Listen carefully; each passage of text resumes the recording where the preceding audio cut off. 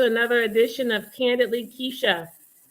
We are so excited to have you here with us on this chilly Monday night.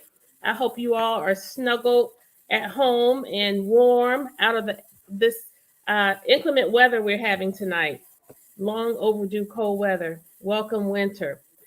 Listen, I have with me tonight Mr. John McMasters, former county commissioner of Chatham County.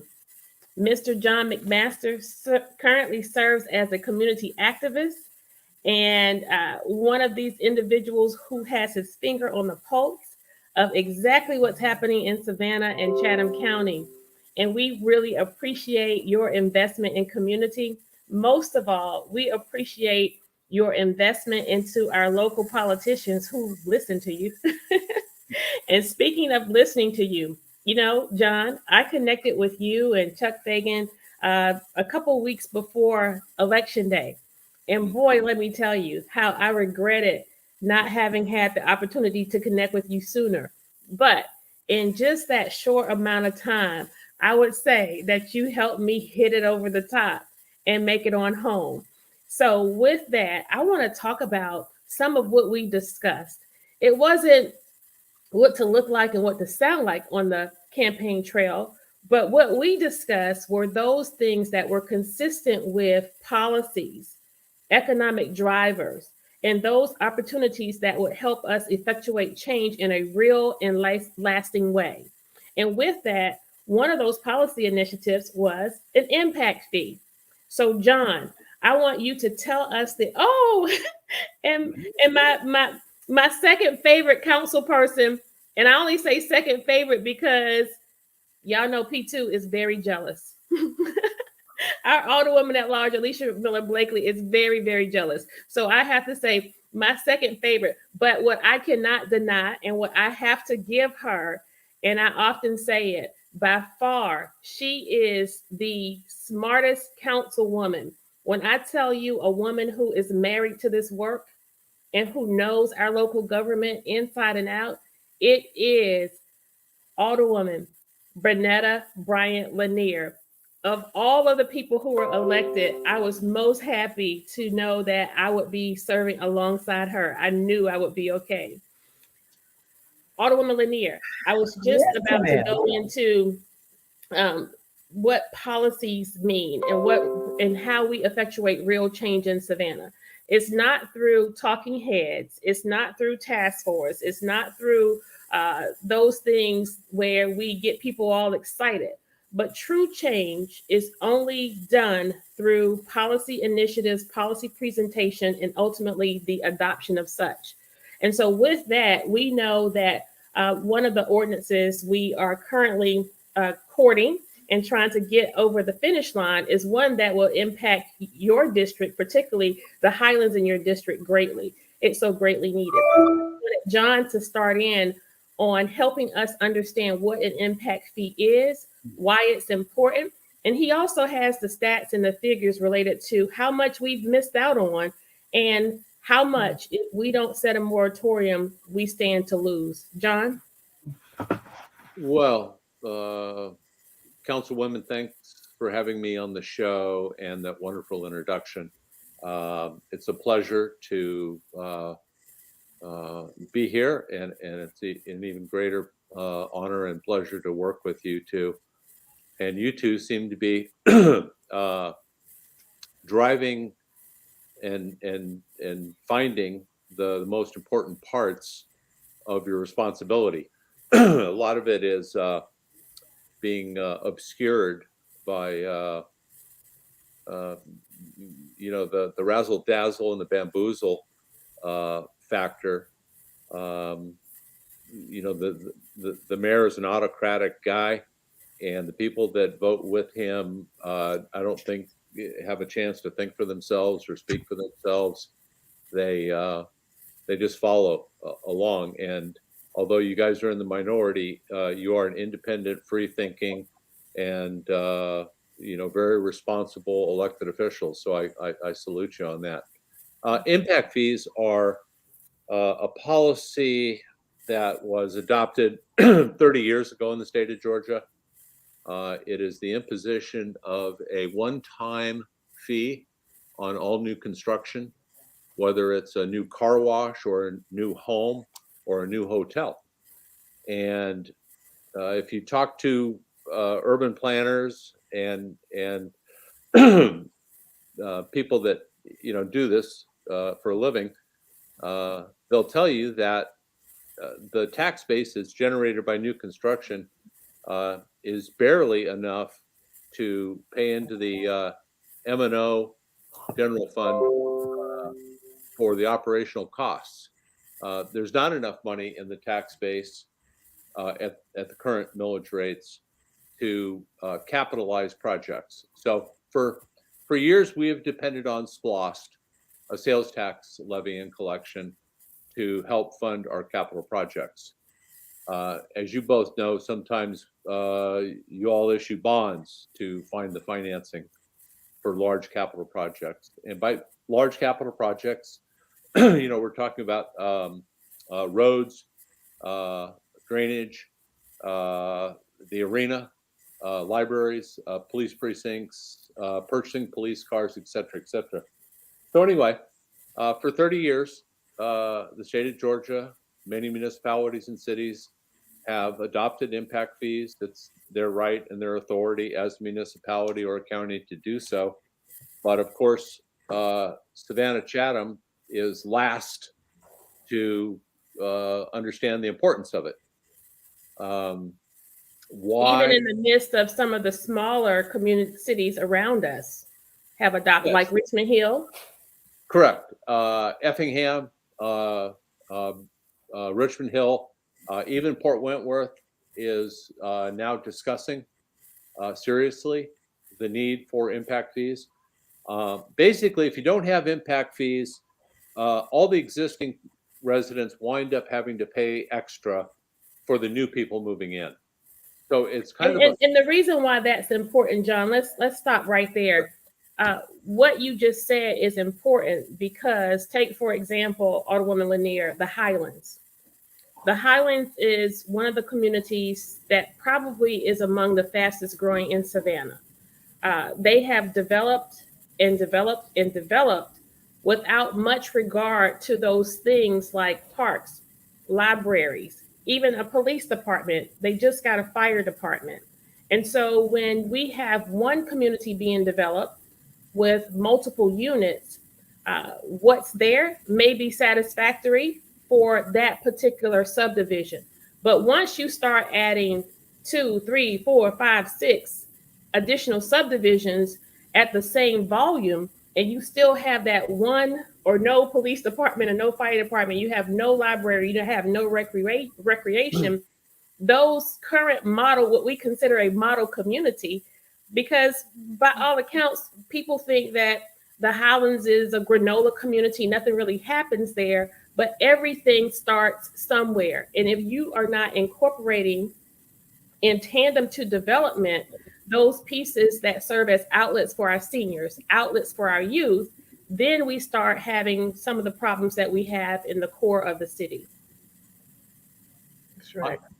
I want to make a distinction here because I think it's really important, and that is when your staff, before Jay Mildred came on board, and your staff, Bridget Liddy and Heath Lloyd, took the first cut at impact fees, it was astonishing to me that their approach was an overlay micro plan to utilize the impact fee monies. And as much as I know the Highlands has been neglected, the superior, more fair approach is service district. I think if you read the code, there's two distinctions. There's the project district, which is the developers, 200 homes, and then there's the service district, which really is the entire city. So a good impact fee schedule would never be limited just to, I mean, that's essentially a tax allocation district. or business improvement zone. I mean, there are Right. other mechanisms. You don't want to hobble or retard your impact fee collections by defining it so that the builder gets his park and his drainage and his subdivision streets all covered with the impact fee. That's it's got to be broader based than that. And I'd Right. also like to make the distinction so that people understand something. And I'll try to make an analogy here. In our bodies, we have little tiny blood vessels, and we have major arteries, femoral arteries. The impact fee policy is a femoral artery in the architecture of policy and importance at your level of what you're doing. It's not a tiny little capillary or surface blood vessel. This is fundamental architecture for a more fair and equitable community. People that move here should pay their fair share. And we have enough people already here, like SCAD, who aren't paying their fair share. Right. So anyway, $700 million a year is what the city recorded for 2019 and 2020. I haven't seen That's 700 million in permitting new of construction. development. Yeah, new construction permitted, and conservatively, that's probably 20 to 30 million dollars of impact fee revenue uncollected. In a more robust impact fee schedule level, that might be $40 million. I mean, it's a lot of money. And I'd also like to point out that the Savannah College of Art and Design, as we all know, pays no property taxes. So the only mechanism that you currently have to try to level that playing field a little bit is an impact fee. And if you notice, your mayor slow rolled impact fees all the way, for the last 2 years, and your consultant came down, I think, in October, and you're just now getting together a advisory committee. Well, in the meantime, SCAD has permitted their 17-story dormitory on one side and their other mega project on the other side. So, I mean, how many times are you going to let the horse get out of the barn before you do something? Right. And from day one, these are the type of policies inclusive of inclusionary zoning and new zone. We actually have all of this to discuss on our workshop this week. Alderwoman Lanier came out of the gate ready. Our first year in office, our first meeting, she was working with Pat Monahan and then Michael Brown and then Heath Lloyd and now Jay Melder. We've had 4 city managers in the 2 short years we've been in office. And so knowing the core of this work, Alderwoman Lanier, John mentioned SPLOST. We know that that is a revenue generator for special projects and such. And we want you to talk about the single largest project in the history of the city of Savannah in your district. But pick up where John is and lead us into some of these policies you have been championing, as well as what SPLOST has created in your district with the Arena project and how it's impacting or how it will impact the first district. And then, John, I know you have a lot to say about the Arena as well, and we'll pick up where Alderwoman Lanier leaves off.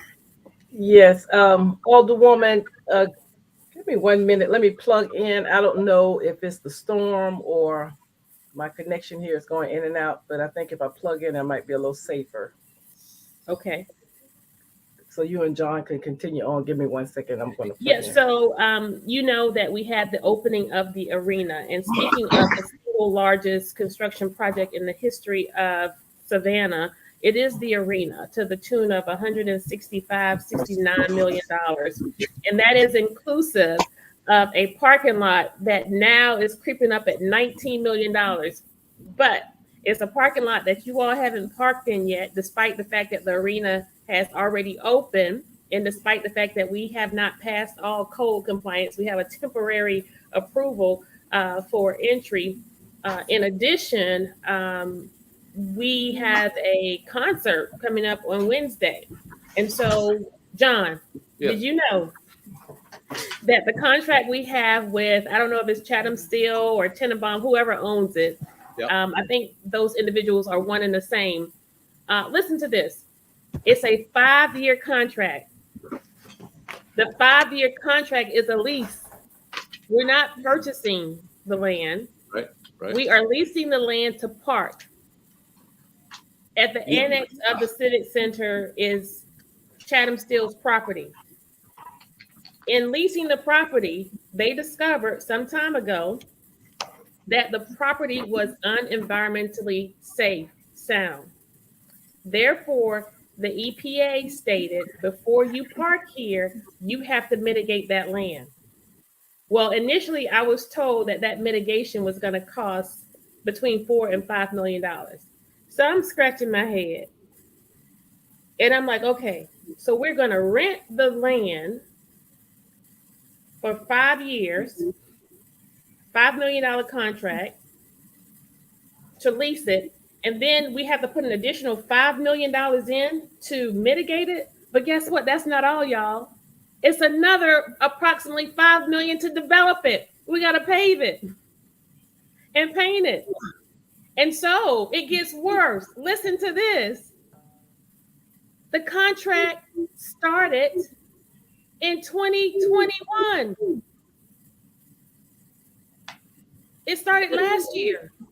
We started paying. We have paid on that lease. So, Alderwoman, can you tell me? I want you to pick up. I just kind of jumped around there, because that's my pet peeve. But in the end, somehow answer the question: are we going to recoup that year back at least? Go on with your policy presentation.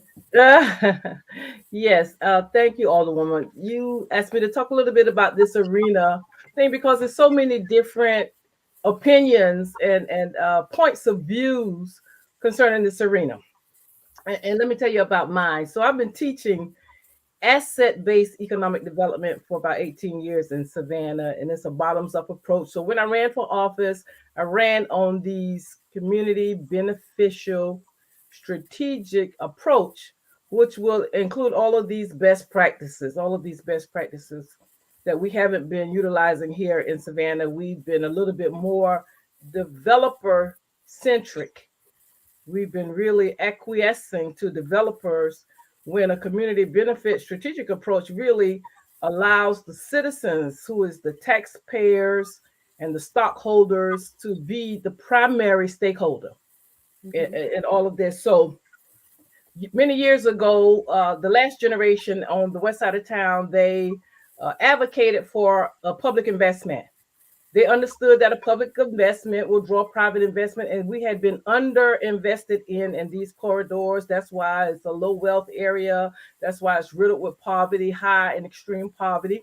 So therefore, that last generation, they were very wise, and they knew that the city owed them a debt. These were the people who were the sharecroppers, who had ancestors had worked on these plantations on the west side, and the people who had supplied Savannah with moonshine during the days when downtown got very strong economically. So these people who were like the backbones of the local economy, and then it got to the point where the city is expanding and growing. And it needed to be an investment because of the extreme poverty in this area. And that investment came promised to the people, but it came in the form of an arena. They didn't necessarily advocate for an arena, but that's a public investment, the largest one that the city has ever made. So next generation, myself and others, we understood the business that we had to conduct community business, like corporate business, because we were promised so much for so long and hadn't gotten anything. So this arena is symbolic of a cash cow. This is an economic engine. This is our Atlanta airport.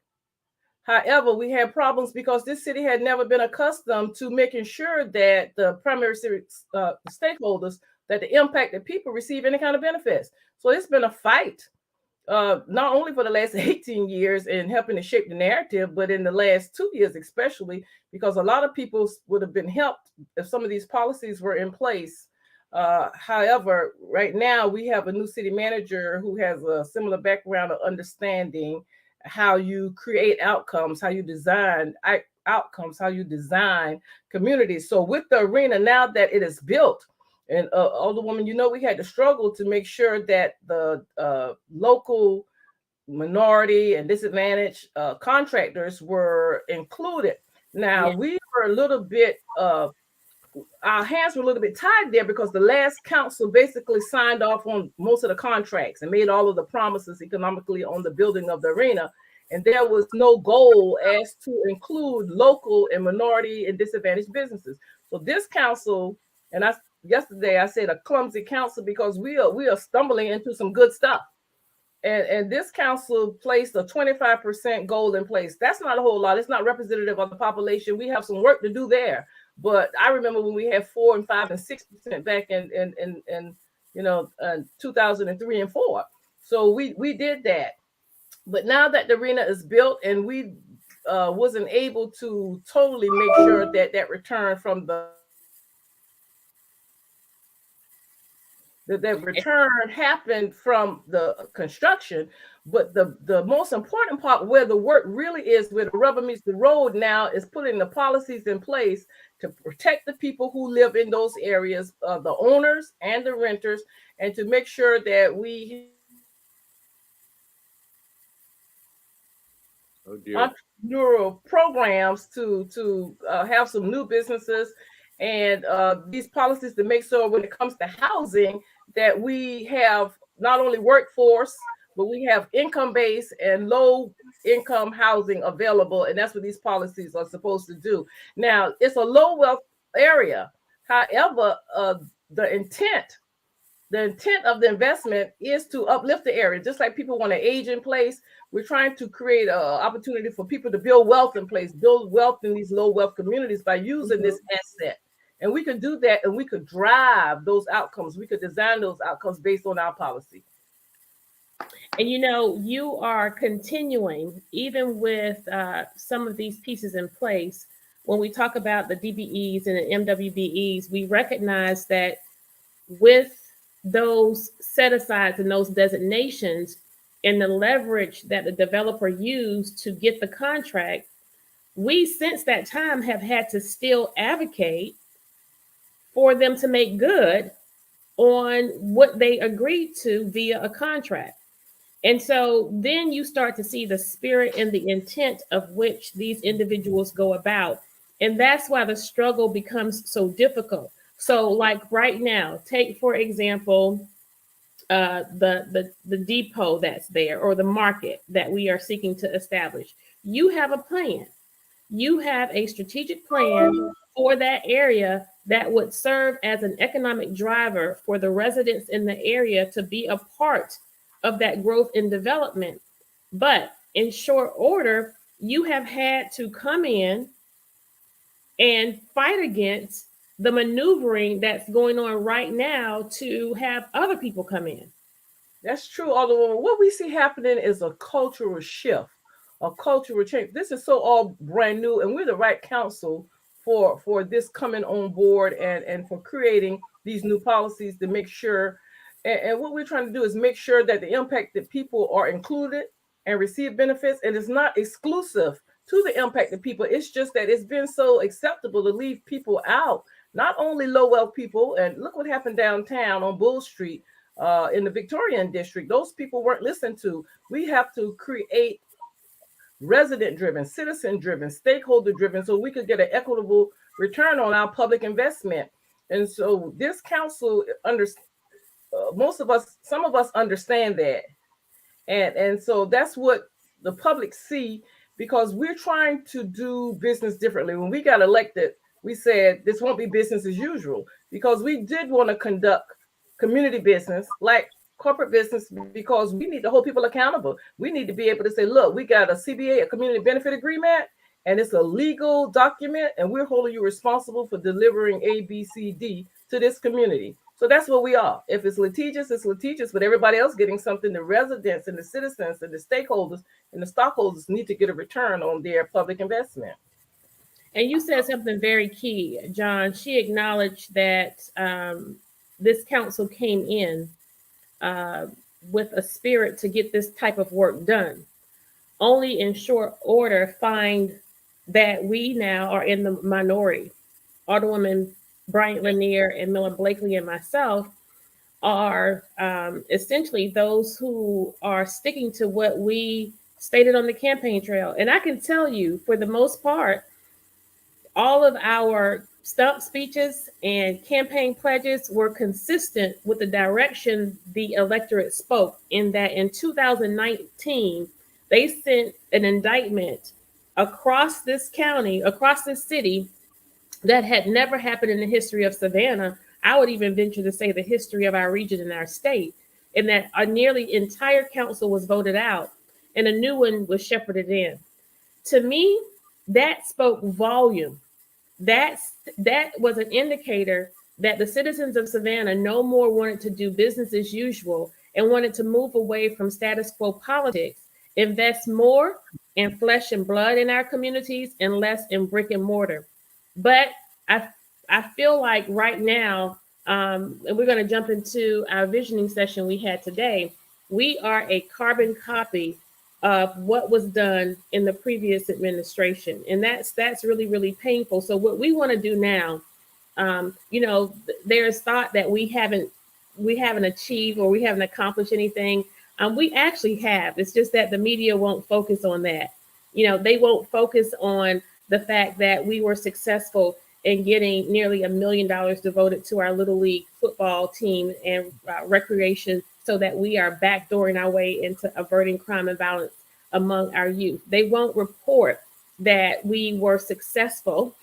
For the first time, I advocated very vigorously for our nonprofit community, in that they who applied received 100% of exactly what they asked for.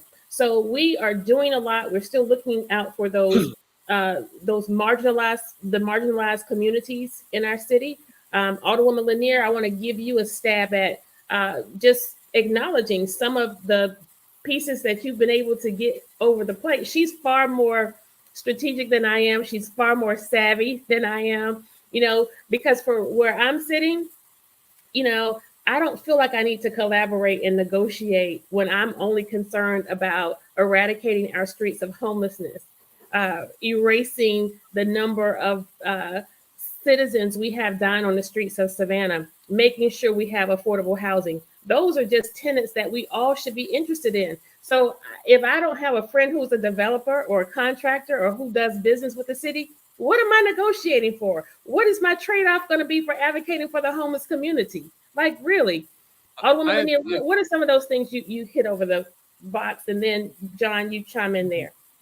Well, in terms of service delivery, we have really been working to get the citizens to use the 311 system, so we will know if it was working. And based on more people calling into the 311 system and us tracking service requests, now we are getting better responses. So that's a good thing. But when it comes to policy, and that's where most of the work needs to be done on the west side. We are considering a community benefit agreement. We're looking at inclusionary zoning, of course, like you mentioned, and we're also looking at we're talking to the state partners, our legislators, about certain things that we as a council do not control when it comes to exemptions and rent management. But that's just a conversation that's probably needs to happen a few years before it gets any traction, if it gets any traction. But it's happening in other places around the country, and so that's why we placed that there. And so we're hoping to have some type of litter pilot or trash pilot we've been trying to advocate for a while. And then so we see little pieces of this in some of the the plans that are going out in the budget for this year. So we're making some progress, but we have a lot more work to be done in terms of creating more policies that will provide equity for low wealth citizens. John, chime in there. Yeah, I have two questions, and Councilwoman Lanier, has the first community benefits agreement ever been passed and adopted by this council? No, with Pat Monahan, he gave the directive to for staff to start working on it, and they did. And when Mr. Brown came in, he gave the directive for them to stop, and they did. And so we have picked it back up under Mr. Melder, and staff is working on it now, and they'll have something to come before council soon. We Okay, understand. well,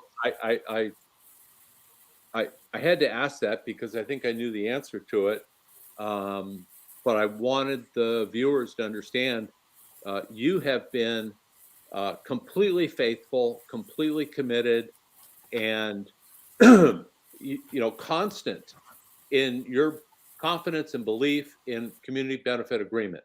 And yet, to this day, the first one has not been done.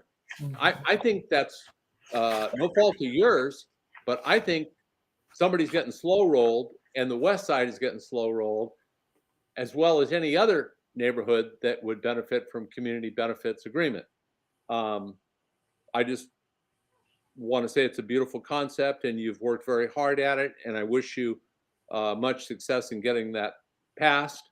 But at this point, I would have thought that council and various city managers would have seen the wisdom of your plan and advocacy and cooperated and made it happen. I'm sorry it hasn't happened yet. I know you'll keep working on it. Okay, my second question is the arena opening is all-consuming and very celebratory, as well it should be.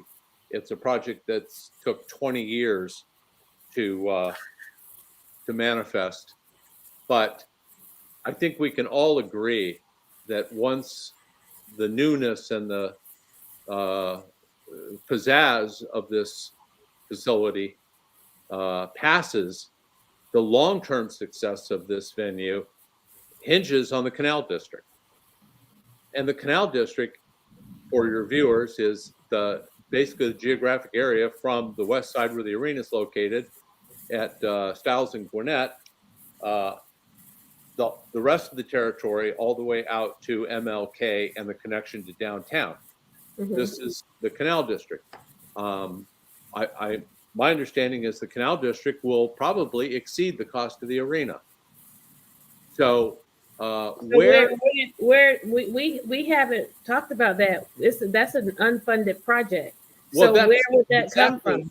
Exactly where I'm going with this is what does the new city manager Jay Melder say about funding that integral component to make the arena successful? Because without it, it's going to be a real struggle. And what's the inside track, ladies, on the Canal District? Well, the Canal District is an unfunded project. All of the land within the Canal District does not belong to the city. It's not owned by the city, but they own substantial properties, especially their west arena. And we haven't discussed what the plans for that property will be. However, the housing authority, the large hotel district, is one and the same as Caton Home and Fraser Home and Yamacross. So all of that abuts the Canal District and will be impacted. And that property, if they drew the large hotel district right there next to the arena and the Canal District, and then you can see what that master plan is going to be for that area. But the city, of course, will be responsible for infrastructure, which is going to be very expensive to have the proper infrastructure when it comes to drainage and and we know the problems we can have with the drainage there. So when we're talking about impact fees, um, they should apply and offset some of the costs, and we need to be Sure. looking for some more outside revenue. Perfect example of where impact fees would Mhm. help fund part of what is sure to be 150 to $200 million unfunded project. Now, Mhm. I promise me you'll have a community benefits agreement signed and passed before that canal district work starts. We can't make that promise because we're in the minority. I mean, if it's the political will, this is what I want the public to understand and know. Um, we want to dial this information down to the least common denominator. I've had to have it dialed down to the least common denominator so that I could understand it. And bless God for Alderwoman Lanier and for John, who serve as good educators where this work is concerned. Listen, this is important. It's important that you all understand what we are embarking upon and how it will impact our community. And while you do not live on the west side, and for those of you, especially those of you in Carver Village, Brickyard, and Cloverdale, it is incumbent upon you to stay the course, engage, and make demands where this area is concerned. I don't know about you, but the demography of the city of Savannah is changing so rapidly. Okay, It let is me not just about black and white. It's about the everyday working citizen. In 5 to 7 years, if something doesn't change in Savannah, if you don't have a leader who's going to come in and help shepherd the way where these policies are concerned, Savannah, as we know her today, will be a thing of the past for minorities, for African Americans, and for the working class citizen of any hue. John? I appreciate your over the horizon philosophy and perspective, but let me ask a couple of basic reality based questions. Community benefits agreements. This council has had 2 years of education on it and discussion. In the case of the mayor, he's had what, 16 years? 18. Okay. Does Curtis Pertee not support community benefits agreements? I Does would think that Leggett not support community benefits agreements as an economic policy to help move the city forward? He didn't support putting you on a committee for the impact fees, and you serve as one of the most knowledgeable persons in our city right now who is not a part of that establishment. Yeah, but I speak too freely and irritated him. That's a personal problem. That's okay.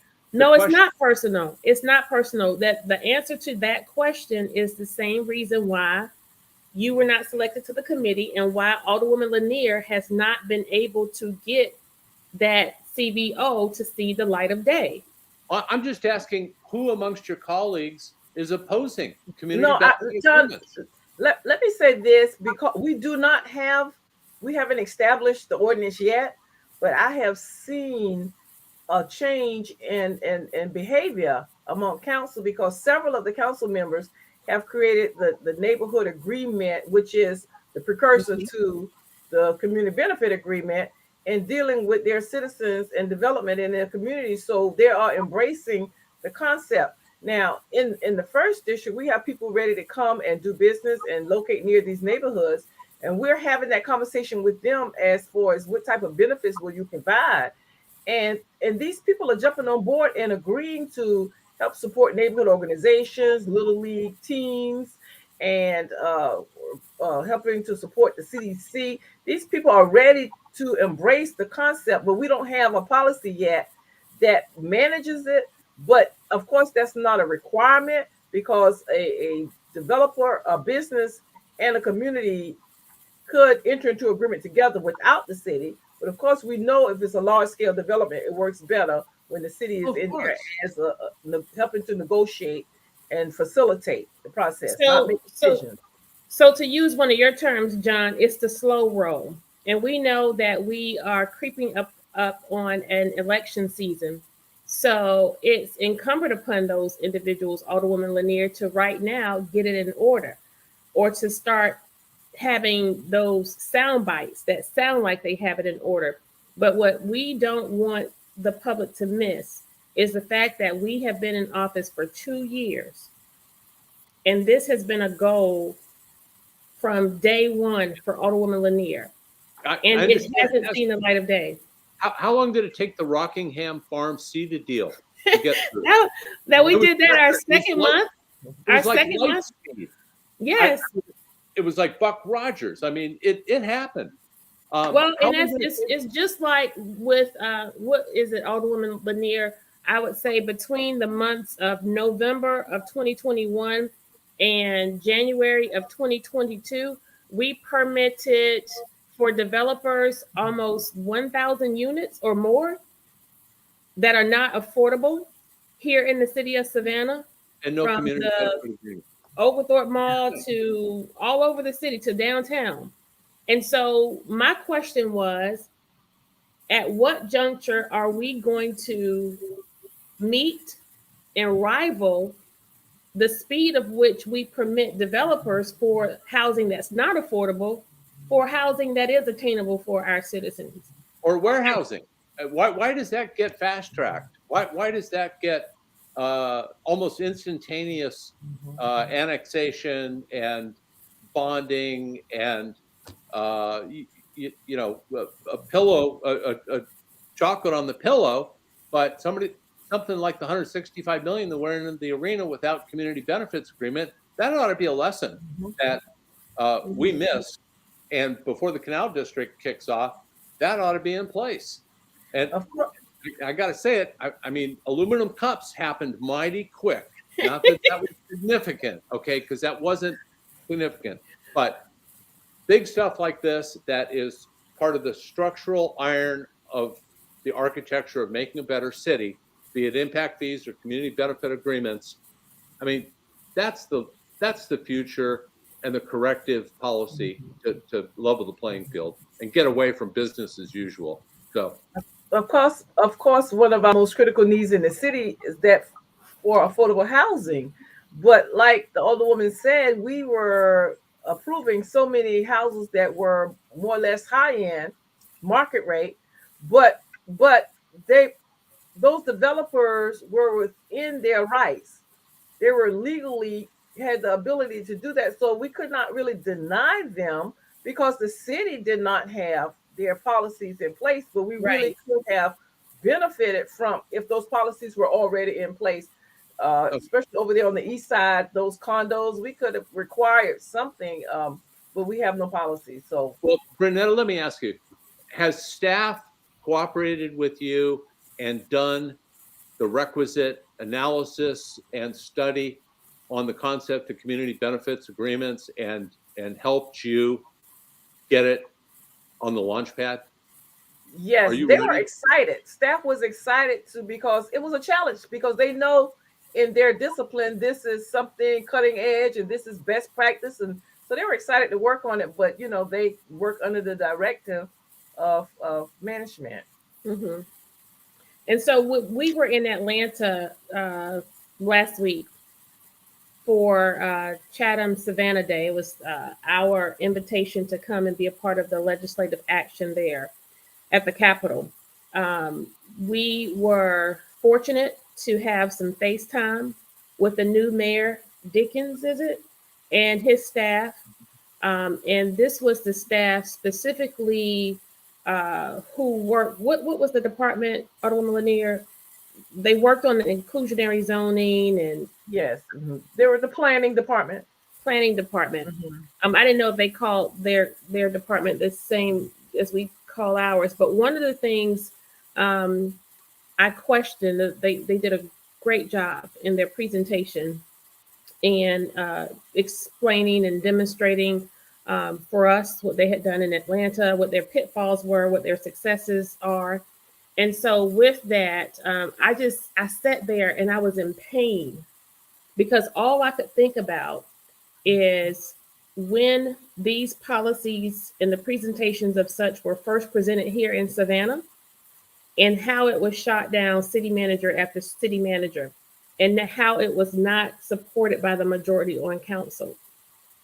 And then further, I became disappointed recognizing that there probably is going to be the intention of developers to race and get all of their work done before this policy will ever see the light of day.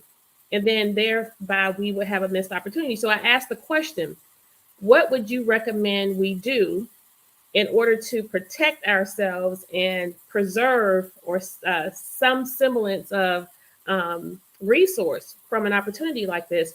And the young lady said straight away, she said, it's really aggressive and it's not popular, but we would establish a moratorium. And I just don't think that we have the political will to do that, because when you look at the campaign contributions and you see that the developers and the attorneys that the developers hire are the campaign contributors of our sitting elected officials. And so that's what we are up against. And that's the DNA. It's the DNA of this city. I understand every election cycle, the builders and developers pour tons of money, like Kessler did. I mean, he maxed out to everybody on Eddie's council. Okay. But it's more than that. It is that, but there's a 300-year history of the business community controlling policy in Savannah. So you're fighting ingrained psychology and practice that Atlanta at least has the energy and the enthusiasm and makes things change. We talk about changing things, but we never change them. It's the smoke. It's the smoke and mirrors. It's the gaslighting. John, you know what? I appreciate you recognizing the obvious. And this oftentimes is what we are up against. I know that because of who we are as women, with our brilliance and our beauty and our I gotta claim it. I gotta preach my own self happy. I gotta preach my own self happy. Have you seen the news as of late? Right? I gotta build myself up. And so oftentimes we get held to a higher standard and more is expected of us. But you recognizing the obvious is what I want people to see more of and see less of holding us to this higher standard where we are just railing against the grain, railing against the system. You're not complaining just to complain. Right. You're making your statements and expending your energy to improve things. And that's noble, that's worthy, and shame on them for diminishing that and distracting the public. The purpose of your show is not for us three, who are all good friends, to talk about stuff we already know. I mean, we could do that, at the coffee shop or over breakfast. The purpose of your show is to educate the viewers, to understand what's happening, and when stuff isn't happening, why it's not happening. So I salute your show, all the ATR network programming.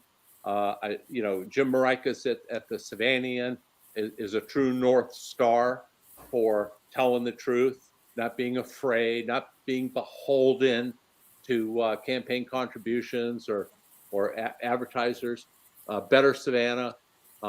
We have some unity, and it needs to be better coordinated, more focused.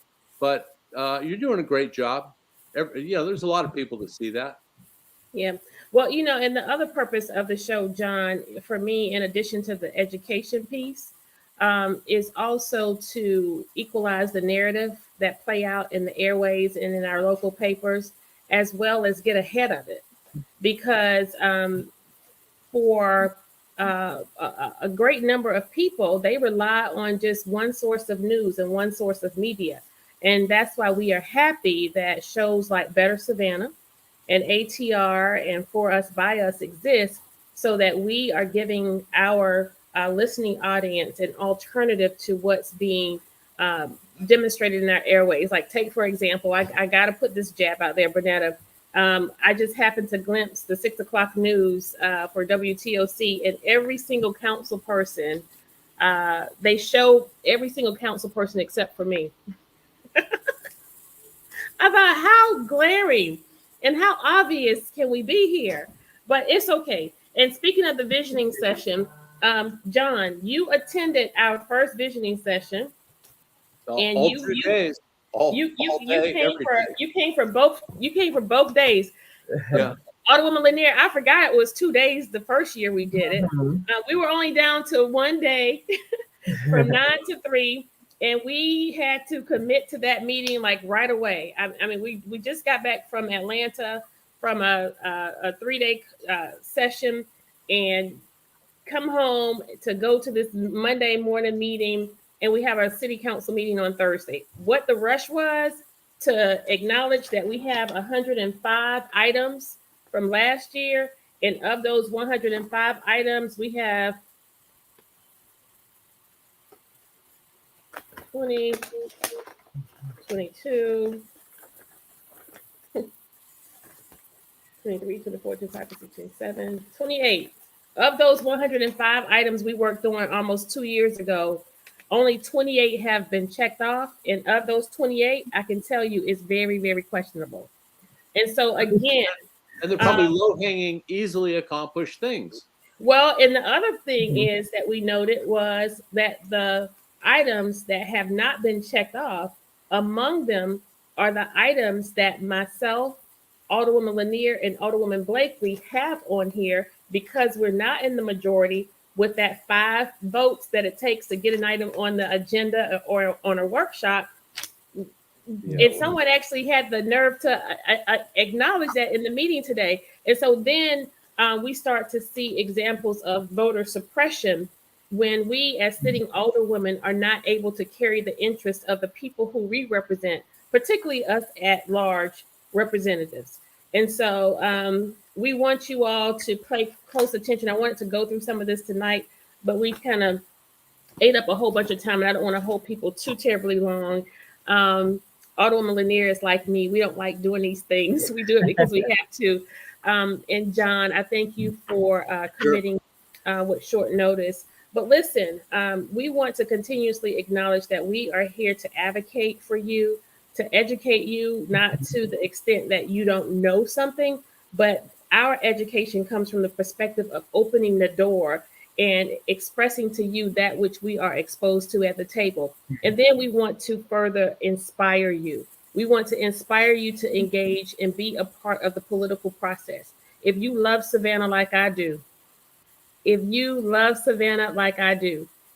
want for her to continue to be her home, we are at a juncture where it is necessary that we all get involved and stay engaged, because it's really that serious. We are on the slippery slope to losing her. Mm-hmm. So with that said, I want to say to you all, good night, and thank you so much for joining me. And I'm sure I'll be back on some live somewhere. On something. In the meantime, I love you, Savannah, and have a good night. Good night. Thank you. Thank you.